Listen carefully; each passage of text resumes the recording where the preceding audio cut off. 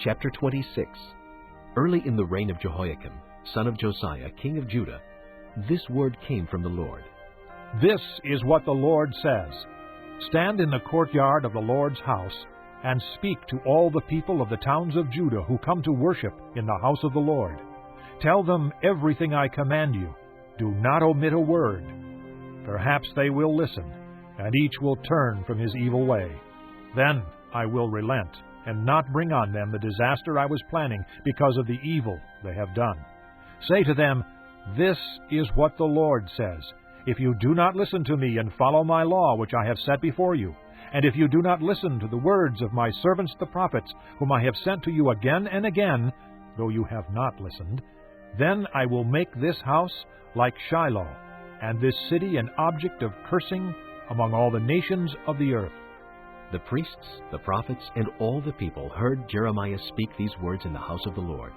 But as soon as Jeremiah finished telling all the people everything the Lord had commanded him to say, the priests, the prophets, and all the people seized him and said, You must die!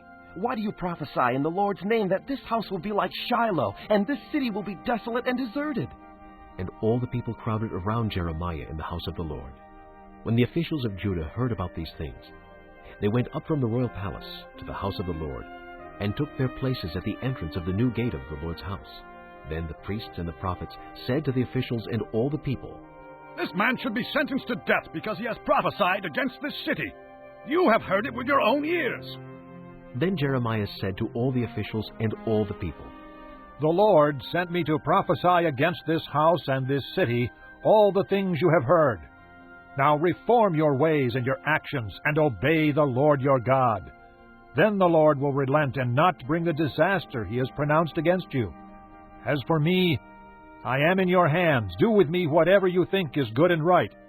Be assured, however, that if you put me to death, you will bring the guilt of innocent blood on yourselves and on this city, and on those who live in it. For in truth, the Lord has sent me to you to speak all these words in your hearing. Then the officials and all the people said to the priests and the prophets, This man should not be sentenced to death. He has spoken to us in the name of the Lord our God.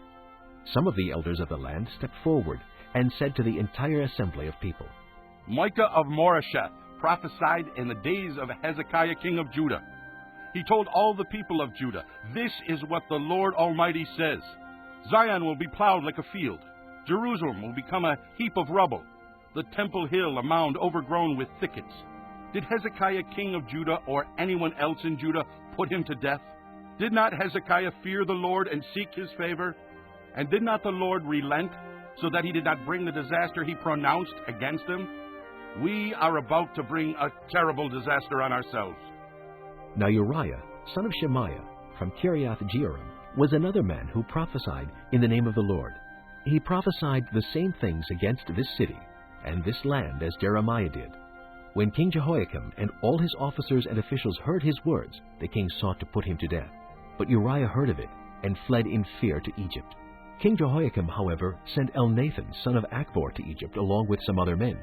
They brought Uriah out of Egypt and took him to King Jehoiakim, who had him struck down with a sword and his body thrown into the burial place of the common people.